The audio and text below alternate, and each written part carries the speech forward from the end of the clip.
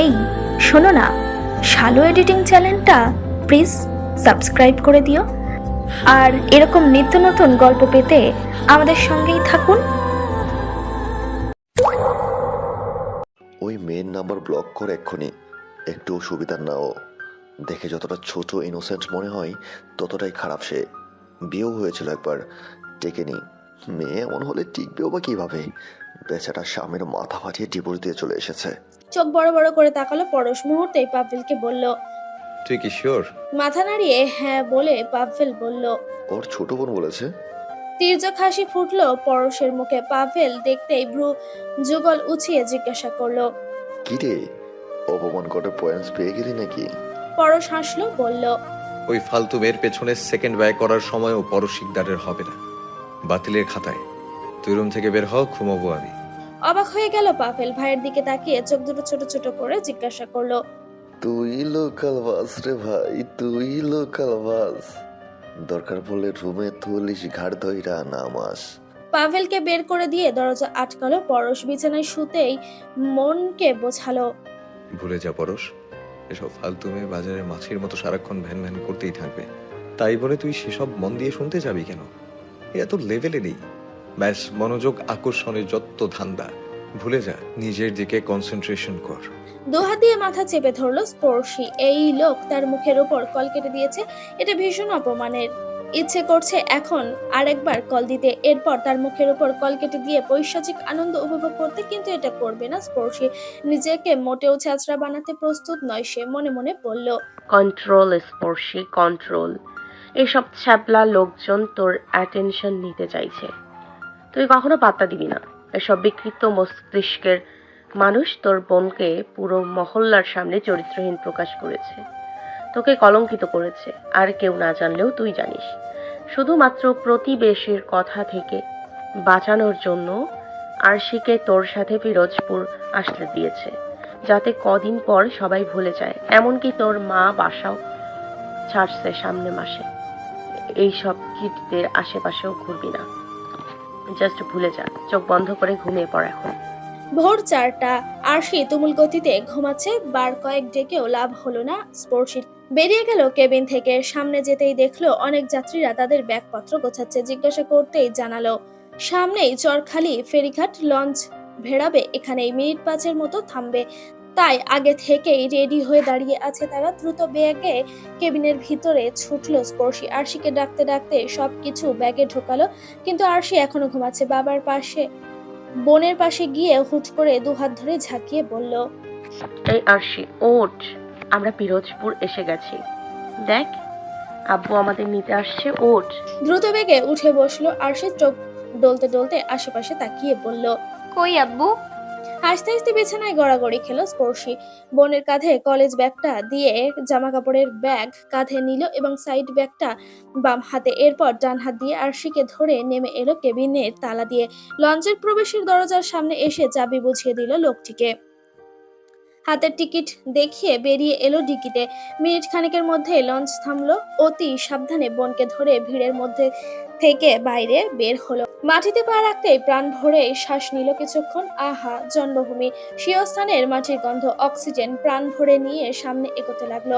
মুহূর্তেই আরশি ভয় কাতরে কণ্ঠে বলল, আপু, সকাল তো হয়নি, এখনো তো অন্ধকার, কোথায় যাবে এই রাতে?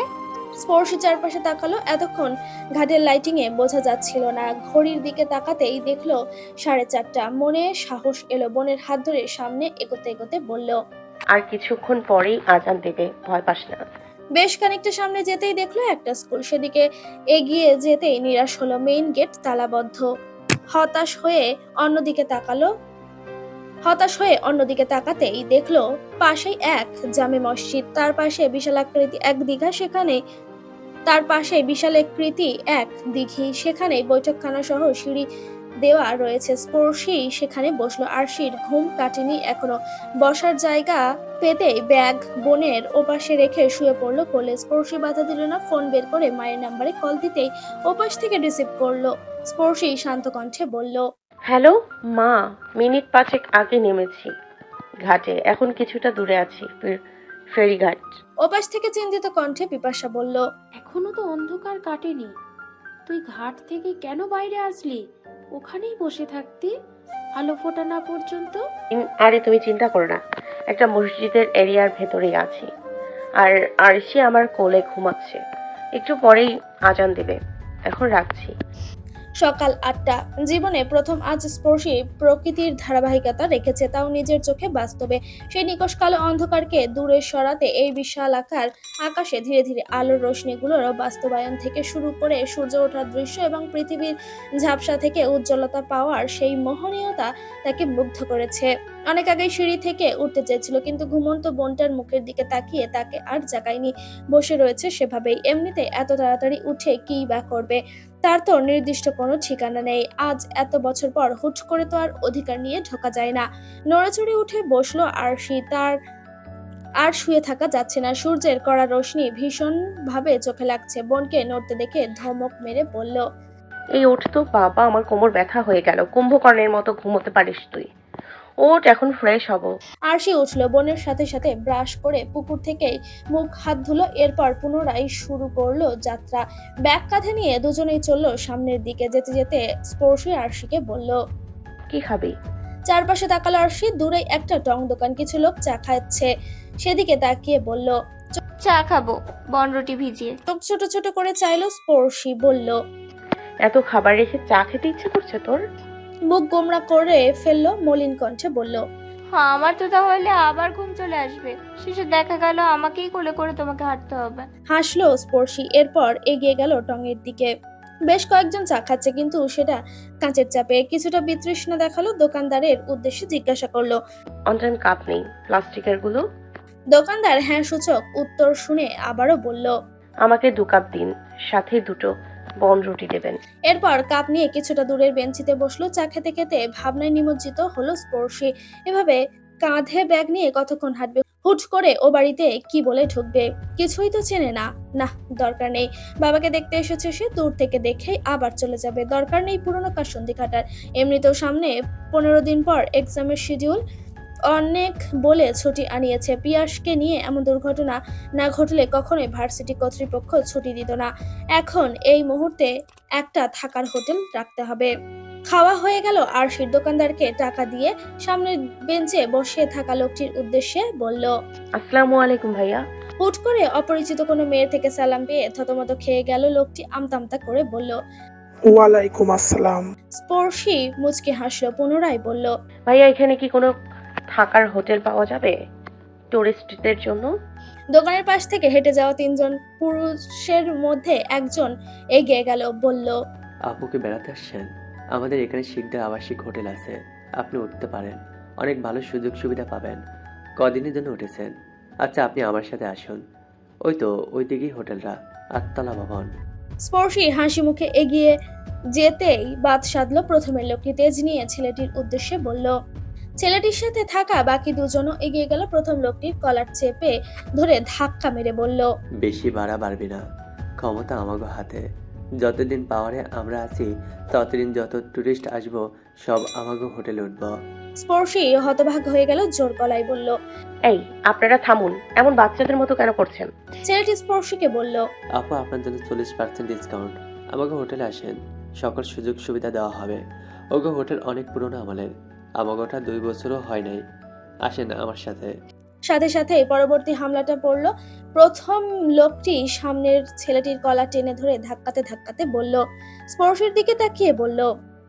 বলে কলার ছাড়তেই ছেলেটি হিংস্র হয়ে পড়ল। সামনের পাটাতনে থাকা ফ্লাক্সটা হাতে নিয়ে মারলো মাথার উপর বাড়ি। ভয়ে চিৎকার করে স্পর্শীকে জড়িয়ে ধরলো আরশি।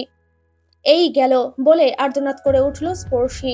গলগল করে রক্ত পড়ছে লোকটির মাথা থেকে। ইতিমধ্যে তর্কাতর্কিতে লোক জড়ো হয়ে গেছে। 2 জন লোককে সাথে নিয়ে আহত লোকটিকে হসপিটালে পাঠিয়ে দিল স্পর্শী। ছেলে 3টা রাগে এখনো ফোঁসফোঁস করে উঠছে। স্পর্শী সামনে থাকা ছেলেটির উদ্দেশ্যে রেগে বলে উঠল, অশিক্ষিত, স্টুপিড, অসভ্য লোক। এই, তোমার কোনো শিক্ষা দীক্ষা নেই? হ্যাঁ, লোকটাকে মারলা কেন? উঠবো না তোমাদের হোটেলে। ছোট লোক, ইতরের মতো ব্যবহার।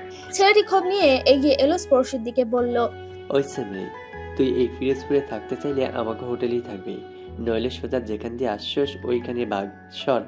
গায়ের রক্ত টকবক করে উঠল স্পর্শীর। এগিয়ে গেল ছেলেটির দিকে, ক্ষোভ নিয়ে বলল।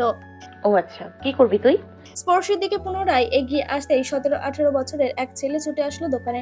ক্রুদ্ধ হয়ে দোকানের শক্ত কাঠের ডাসা খুলেই বাড়ি মারলো মাথার উপর। মুহূর্তেই ঢলে পড়ে গেল সেখানে। ছেলেটি খিঁচতে খিঁচতে বলল। তোর এত বড় সাহস কুত্তার বাচ্চা, তুই আমার বড় ভাইয়ের গায়ে হাত দিছস? স্তব্ধ হয়ে তাকিয়ে রইল আর স্পর্শী। আরশি ইতিমধ্যেই ভয়ে কেঁদে দিয়েছে। স্পর্শী হতভাগ হয়ে বলল। এসব কি হচ্ছে? দোকানদার সবার অগোচরে হাসলো। স্পর্শীর উদ্দেশ্যে বলল। আপা কি এখানে নতুন? তাহলে অবাক হইব নেই। এখানে এইগুলো পান্তাভাত। অন্যান্য জায়গায় তো কিছু হইলেই সেইগুলো মিডিয়ায় যায়, কিন্তু আমাগো পিরোজপুরে খুনাখুনি হইলেও বাইরে কেউ জানে না। সব দিনের মধ্যেই ধামাচাপা পইরা যায়। পুলিশ ও জনগণের ডরায়। ওরা আয়, সবার শেষে চাকরি না যায়, শো দেখাইতেই আসে। বলেই হাতের বাটন ফোনটা নিয়ে কাউকে ফোন দিল। বলল। বাকের ভাই, সুজনের লোকেরা রফিকের মাথা ফাটাইয়া দিছে আমার দোকানের সামনে বইসা। স্পর্শী কিছু বুঝলো না। সামনের দিকে তাকাতেই দেখলো আর একটা ছেলে ফোনে বলছে। সুজন ভাই, বাকের লোকেরা আমাগো সুজনের মাথা ফাটাইয়া দিছে। জনসমাগমে ভরপুর পিরোজপুর সদর। ইতিমধ্যে দুপক্ষের আহত 2 যুবককেই সদর হসপিটালে ভর্তি করা হয়েছে। স্পর্শী আরশিকে নিয়ে ভিড়ের বাইরে বের হলো। কি করবে ভেবে পাচ্ছে না। আরশি ক্লান্ত চোখে বোনকে বলল। আপু চলো না, আমরা অনন্দাদির বাড়িতে যাই। এভাবে আর কতক্ষণ হাঁটতে থাকবো? হতাশ চোখে তাকালো স্পর্শী। বলল। থেমে কণ্ঠকে খাদে নামিয়ে বলল। ও বাড়িতে যাওয়ার সুযোগ থাকলে এভাবে হেঁটে বেড়াতাম নাকি? কবেই যেতাম।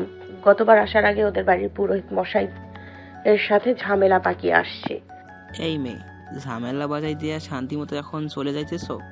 তোমারে ভাই ডাকে, আমার সাথে আসো। পেছন থেকে ছুটে এসে এক যুবক বলল। হাঁটা বন্ধ করে দিয়ে সেদিকে তাকালো। তির্যক চাহনি নিক্ষেপ করে বলল। প্রথমত আমি কোনো ঝামেলা পাকাইনি। ওই দুটো লোকেরই মাথার স্ক্রু ঢিলা। ওনারা নিজেরাই একটা সামান্য বিষয় নিয়ে এত দূর গড়িয়েছে।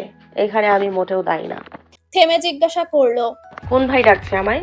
লোকটি সামনের দিকে হেঁটে বলল। শুভাম ভাই। স্পর্শী চমকালো। দ্রুত গতিতে পরবর্তী প্রশ্নটা করলো। উনি কি এখানকার এমপি শামসুর সর্দারের ছেলে? ছেলেটা স্পর্শীর দিকে চাইলো। আগা থেকে মাথা পর্যন্ত একবার চোখ বুলিয়ে বলল। হ্যাঁ, কিন্তু ওনার বাবা এখন আর এমপি নাই, শিকদাররা পাওয়ারে আছে এখন। মাথা ঘামালো না স্পর্শী। শোভাম সর্দারের খোঁজ পেয়ে এই লোকটার সাথে হেঁটে যেতে লাগলো। পাছে যদি সেখানে বাবাও থাকে। বিশালাকার জনসমাজ। চারিদিকে যুবক ছেলেদের ভিড় জমে গেছে। কমপক্ষে 20টা মোটর বাইক। তাদের মাঝখানে ভেড়ানো দুর্লভ দামি গাড়িটা দাঁড়িয়ে আছে। স্পর্শীকে নিয়ে লোকটি ভিড়ের মধ্যে ঢুকলো। সবাই গোল করে দাঁড়িয়ে আছে গাড়ির সামনে। দাঁড়ানো মার্জিত ভদ্র লোককে ঘিরে।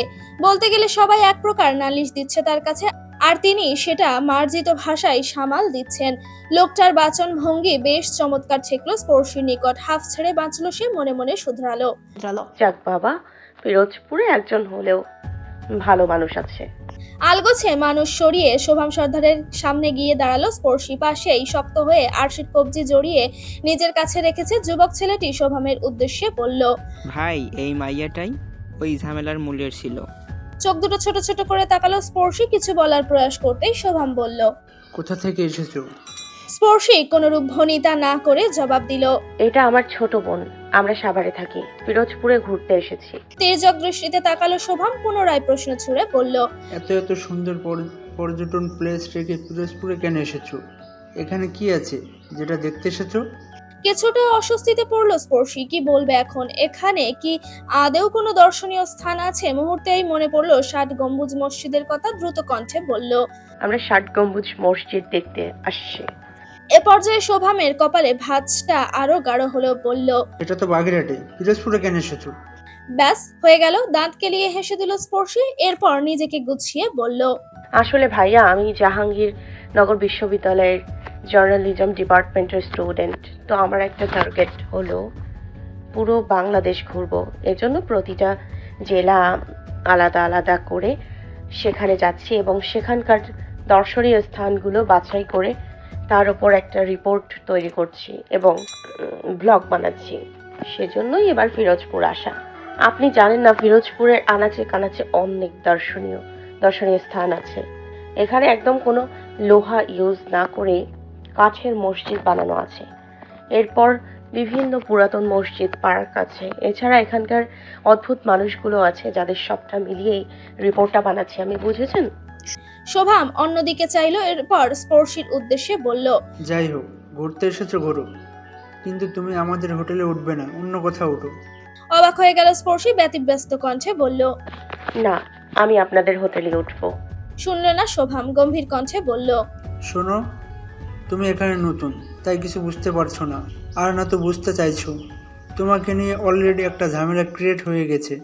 এবারে তুমি যদি আমার হোটেলে ওঠো, পরবর্তীতে ঝামেলাটা আরও বিরূপ নেবে। এখানকার দুপক্ষর মধ্যে মারামারি কাটাকাটি নতুন কিছু নয়, এটা নিত্যদিনের রুটিন। তবে এবার ঝামেলা যাবতীয় প্রতিক্রিয়া তোমার উপর পড়বে। তুমি যদি এখানকার সর্দার হোটেলে ওঠো, তাহলে অপরপক্ষ হামলা প্রথমে তোমার উপরে পড়বে। আমি চাই না এখানকার রাজনৈতিক কেন্দ্রীয়তে ঘুরতে আসা কোনো ক্ষতি হোক, বুঝতে পেরেছো? নীরব হয়ে সব শুনল স্পর্শী, এরপর জিজ্ঞাসা করলো, আর শিকদার হোটেলে উঠলে আপনার দলের লোকেরা আমার ক্ষতি করবে না, তার কি গ্যারান্টি?